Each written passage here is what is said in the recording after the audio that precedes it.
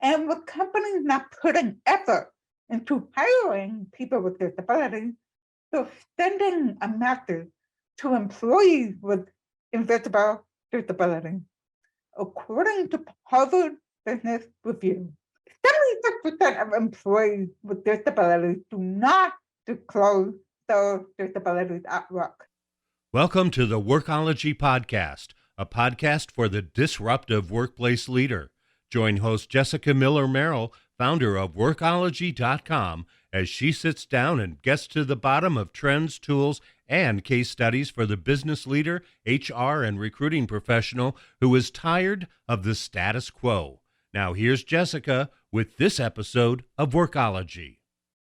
This episode of the Workology podcast is part of our Future of Work series powered by PEAT, the Partnership on Employment and Accessible Technology. PEAT works to start conversations around how emerging workplace trends are impacting people with disabilities. This podcast is powered by Ace the HR Exam and Upskill HR. These are two of the courses I offer for HR certification prep and recertification for HR leaders. Before I introduce our guest, I want to hear from you. I invite you to text podcast, PODCAST, to 512-548-3005. That's podcast to 512-548-3005 to ask questions, leave comments, and make suggestions for future guests. This is my community text number, and I want to hear from you. Today, I'm joined by Meryl Evans. She's a certified professional in Accessibility Core Competencies, CPACC. She's a highly sought-after speaker who is known for compelling people to take action by sharing her stories and lived experiences as a person who happened to be born hearing-free, also known as profoundly deaf. Meryl has spoken at TEDx, AccessU, ID24, South by Southwest, Content Marketing World, AccessibilityPlus, and PCMA Convening Leaders. Meryl, welcome to the Workology podcast. Thank you for having me, Jessica. Can you tell us a little bit about your background and how it led you to do the work that you're doing now? My career started in the federal government, followed by two telecommunication giants. Then in 2005, I struck out on my own, where I mainly worked as a writer and digital marketer. Around 2018, I started making videos about quality captioning that caught the attention of the AccessU team that invited me to speak at the Accessibility Conference. It was there I found my community. I could fully be myself. After leaving the conference, I knew I wanted to work on accessibility. I wasn't sure how. I knew I didn't want to be a web developer or designer. I kept that in the back of my mind while I continued working and engaging on LinkedIn. The owner of an accessibility company started reading my posts. Eventually, he brought me on to work with the company in marketing. Meanwhile, I started getting invitations to speak as a result of my AccessU appearance. It snowballed to many more speaking opportunities. Eventually, another founder of an accessibility-focused company brought me on as a marketing and accessibility consultant. Long story short, I took some accessibility classes and passed the accessibility certification exam. Now I'm a speaker and accessibility marketing consultant in that I educate people and companies on accessibility and disability awareness. I love that. Thank you for sharing your journey and thank you for sharing your time with us today. I wanted to talk to you and ask about how does the work that you do in diversity, equity, and inclusion intersect with accessibility? Because it sounds like you do both things.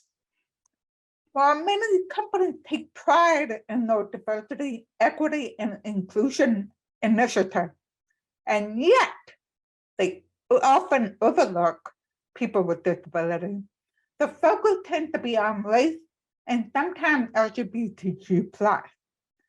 And with companies not putting effort into hiring people with disabilities, they're sending a message to employees with invisible disabilities.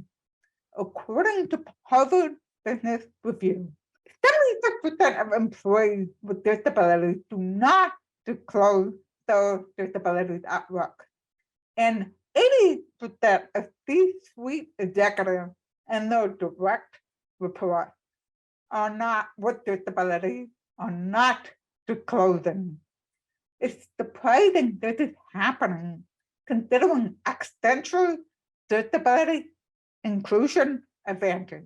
Research shows that companies that hire people with disabilities make 28% higher revenue and outperform on profitability and value creation. A lot of big growth there. The data show companies who hire people with disabilities and help them thrive in their role gain a competitive advantage. Research shows people with disabilities tend to have lower absenteeism rates and high loyalty rates. So why isn't everyone jumping on the bandwagon? So how does accessibility play into DEI?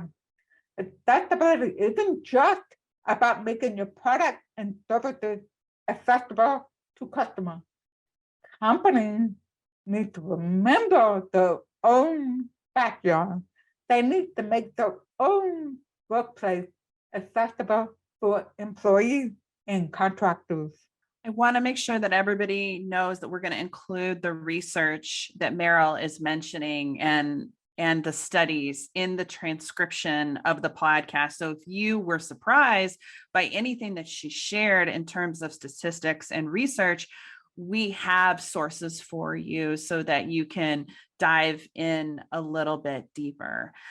I am excited to have Meryl on the podcast for a lot of different reasons, but especially because I am in agreement with her about the DEI side often doesn't include people with disabilities. And for the last 5, maybe 6 years, that's one of the reasons I have been working with Pete and Pia to shine a spotlight on ensuring that people with disabilities are in the employment conversation as well as DEI. So moving on to the next question, I wanted to ask you, Meryl, how can we as employers show our employees and job candidates that we are prioritizing inclusion? First, many companies have equal opportunity employer statements and they don't discriminate. That is not enough because this is the standard statement that's taken as lip service. A great place to start is to ensure the website is accessible. That's how prospective employees learn about the company. And if they can't navigate or consume the information, then that tells them the company doesn't value people with disabilities. Another important component is ensuring the application process is accessible. Even if the company outsources the application process to a career website or a consultant, the company can ensure they pick one that's accessible and note that in their contract with the outsourcer. One very simple thing can make a huge difference, and that's offering communication options. For example, the contact field is usually required. Often, this field only allows you to enter a phone number. You can't note that it's for texting only. I can't tell you how many times I've entered my cell number only to have people calling me. Even if the company doesn't actually call, we don't know that. A better way is to give us at least 3 choices for contact information. One airline changed from just a phone number to ask if we prefer a call, text, or email, and then we fill in the field. This was a pleasant surprise. No fretting over whether they'll call me. Somewhere on the career landing page, it helps to have an easy-to-find section on inclusive hiring for people with disabilities. It should be easy to find without digging. When you select that, it takes you to a whole section of information and resources. And all contact information should have at least 2 communication options. Several companies have a statement along the line that if someone needs an accommodation to navigate the website or complete the application process, along with 2 other communication options.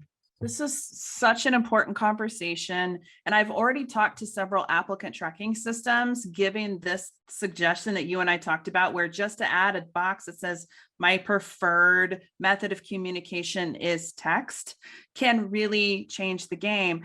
As employers, a lot of times we send an email and then we call, but we don't offer that person a way to communicate back via text message or via electronic email. A lot of company HR and recruiting teams have an email that doesn't receive responses back once you send the candidate a message. So these are small things that can really make a difference, especially in that you want to be an inclusive workplace. And I don't know why we wouldn't all want to be inclusive workplaces. Since hybrid work took off during the pandemic, many of us have used accessibility features without knowing. Actually, we're using an accessibility feature that I really love right now with Zoom. So as I'm talking, this isn't scripted, Meryl can see what I'm saying in real time. So I think that most people, when you ask them, they might not have thought about how they use accessible technology in their everyday lives, even if they don't have a disability. You would probably say, no, I don't use it that way. I wanted to ask you, Meryl, how do you help people understand that these features are not just beneficial for people with disabilities, but can help everyone? Like you said, Jessica, accessibility is for everyone, and people have used accessible features without noticing or knowing. Here are 3 ways everyone uses accessibility. The first is the curb cut effect. This is when accessibility was originally designed for a specific disability, but ends up helping many more people than intended. For example, everyone uses elevators, escalators, ramps, and automatic sliding doors. They also help parents pushing strollers, travelers pulling luggage, customers using shopping carts, and workers moving heavy things. These were all originally invented to help people in wheelchairs get where they need to go. Perhaps we need to think about it like this. Why do we have elevators if we don't think we need accessibility and have customers or employees with disabilities? And digital curb cuts end up helping many others who don't have a disability. Captions are the best example of this, as 80% of the people who use captions are not deaf or hard of hearing, according to Ofcom. And many people browse social media with the sound off. The second is that anyone can become impaired or disabled at any time. People with disabilities are the largest minority group in the world, and anyone can join the group at any time. In fact, the longer people live, the greater the likelihood they will have a disability at some point in their lives. Additionally, someone can experience a temporary, situational, or episodic impairment at any time. When I tore a ligament in my thumb, I had to change how I interacted with the world, digitally and non-digitally. This is when I first tried speech-to-text software, and it was a disaster. All I got out of it was a hilarious blog post. Besides, we all experience cognitive impairment every day.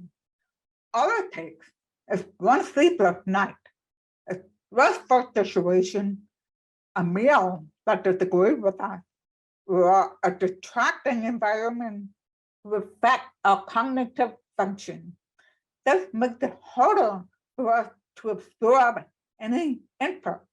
That's why all content should be in plain English. A study showed the more educated people are, the greater the preference for plain English. We are inundated with so much information.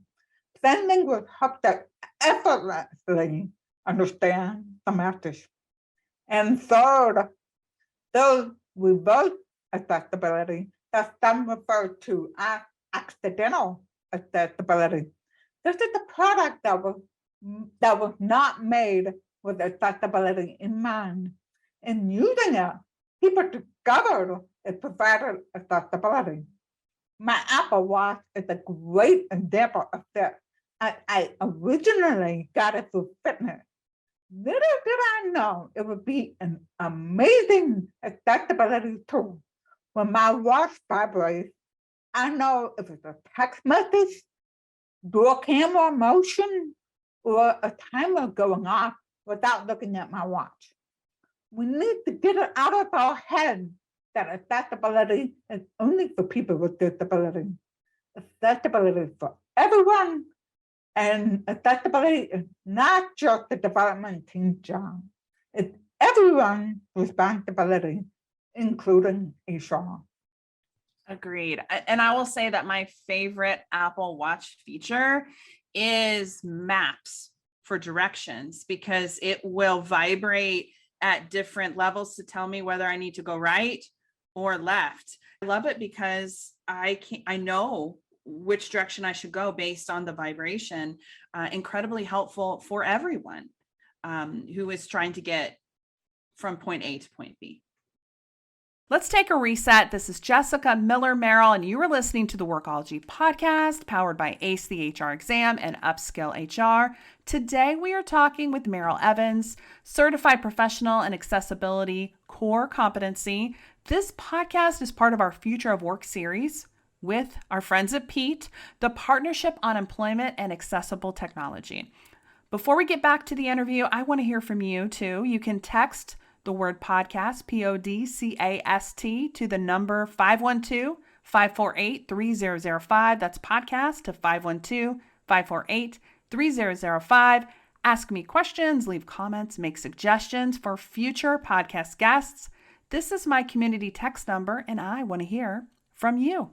The Workology Podcast Future of Work series is supported by PEAT, the Partnership on Employment and Accessible Technology.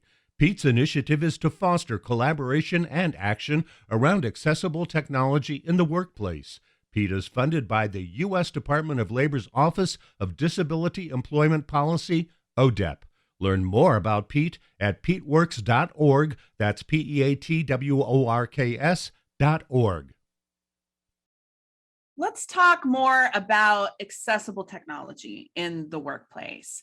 How can HR leaders be more conscious of what they need in tech, in the products they choose, and ensure that people with and without disclosed disabilities have what they need to be successful?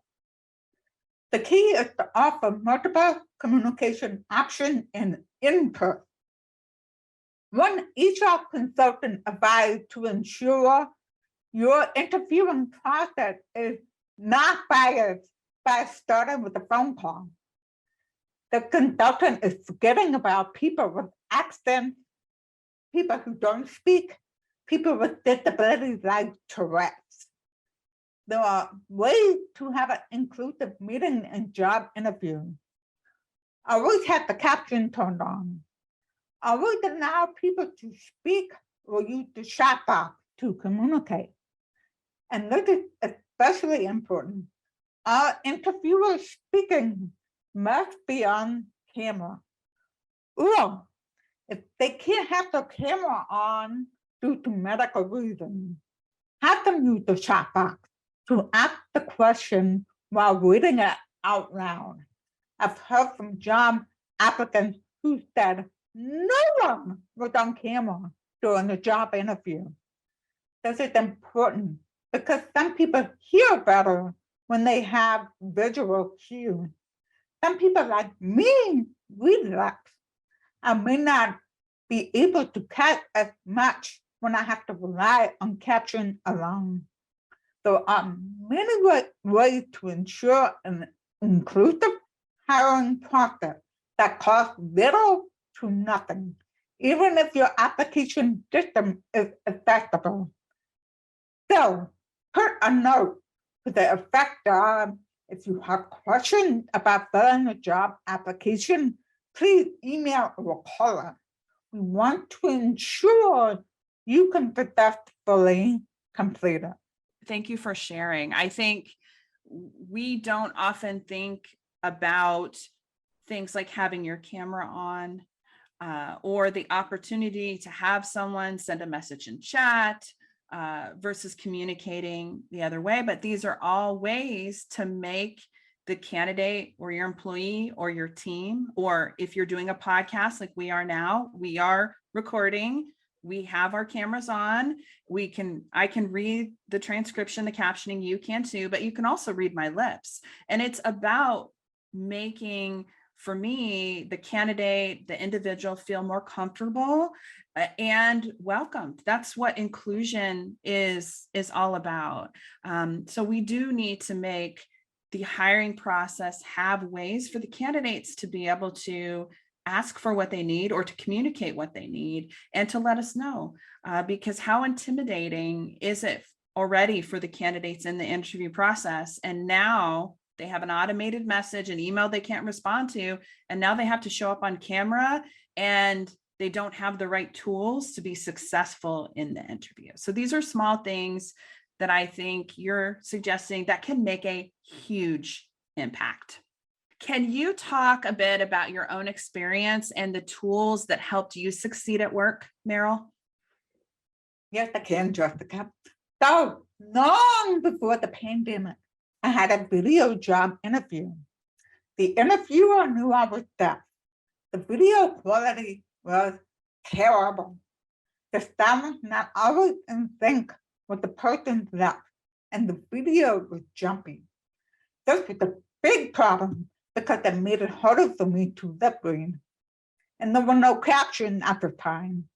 I had a hard time catching the interviewer sharing information about the role in the company. I didn't want her to see me as too much trouble, which is why I saved any, can you repeat that? Or type it into the chat box. But when I absolutely needed it, like when she asked me a question. When the pandemic hit, companies scrambled to switch to remote working. I've been a remote worker since 2005. Nothing changed for me until a few months into the pandemic. A company relied heavily on video calls. It knocked people like me out of conversation. It was yet another technology I could not use, but I was used to it. The difference maker was when the major platform added automatic caption. Suddenly, I could join video conversation and feel included. The automatic caption aren't perfect, but it is progress because I feel more included. I hardly had any meeting before the pandemic. Now I have them all the time. Captain video calls have changed my life as they propelled my career as an advocate for people with disabilities and accessibility. And it gave me a new way to communicate and socialize. When my youngest went off to college last year, I thought, I would never hear from him. He's a bad texter. One day, I got the most amazing text message from him. He asked if I'd like to do a caption video call. The pandemic normalized caption video calls for him. These calls made it possible for me to speak, attend meetings, meet people, collaborate, and so much more. Thank you again for sharing. And I will say that the process for you and I, and this is one of my first times using Zoom captioning, it was very easy. I just got on before our call just to make sure that the live transcription was enabled. Super easy to do. I mean, who hasn't watched a movie on closed captioning or listened or read closed captioning on a social media post? It is part of our everyday lives now. And it's small actions like this. 5 minutes before our call, I just got on to make sure everything was working. And the experience for me is great. And the experience for you is great. And I think that this is how technology can really help bring people together, especially, well, everyone, but also thinking about people with disabilities too. As someone who trains employers on this, how do you recommend HR professionals educate themselves and their teams about inclusion and accessibility? I strongly recommend companies hold disability and accessibility awareness training for all employees. And I'm not saying this because this is what I do. I would rather companies hire somebody else and get it done than to skip it. HR professionals may get a separate one or an additional one that focuses on ensuring the job application and the hiring process is accessible. Accessibility is just as important as security and privacy. A company can have all the right security measures in place, but all it takes is one employee mistake to create a hole in security. The smartest company holds security training to educate employees to prevent human mistakes. By that same token, a company's accessible website can send a message that is welcoming of everyone, including people with disabilities. But that message will mean nothing if someone asks for accommodation and doesn't get it, or if someone is closing and then being taken out of consideration. Both of these things happen, and that's because of a single person decision or action. My last question for you is, what is your best advice for how we can make new employees, especially those from historically underrepresented groups, feel more comfortable in the post-hiring and onboarding process? Once again, all new employees should receive accessibility and disability awareness training as part of the onboarding process. This accomplishes three things. First, reinforces that the company cares about accessibility and accommodation for everyone, including employees.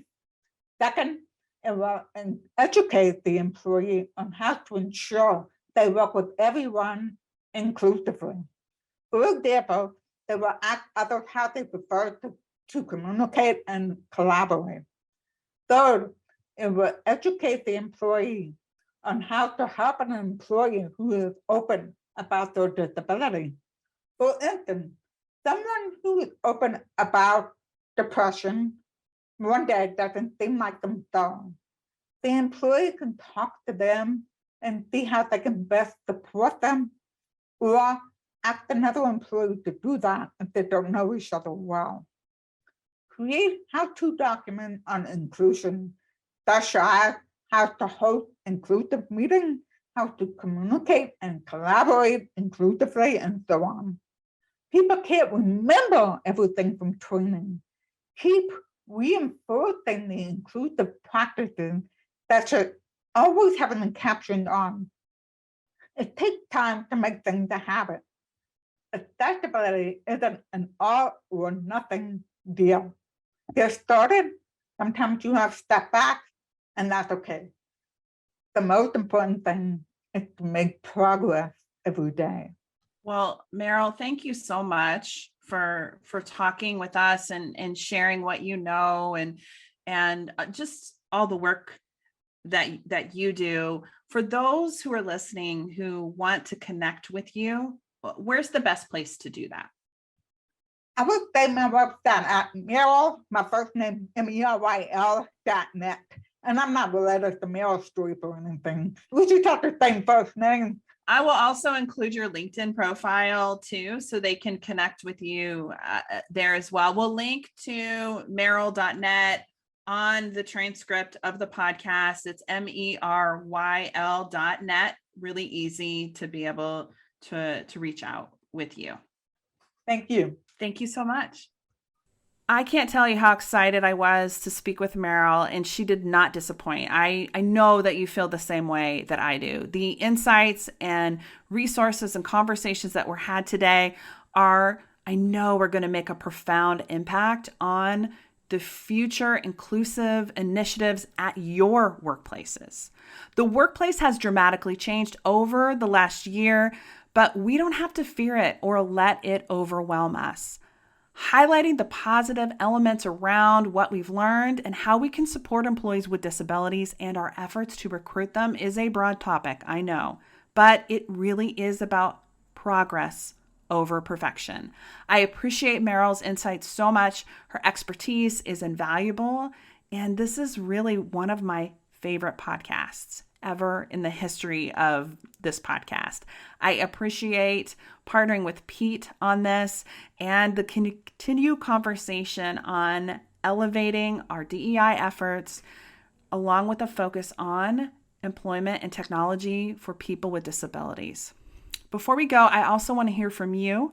You can text the word podcast to 512-548-3005 to ask me questions, leave comments, and make suggestions for future guests. I know you have them.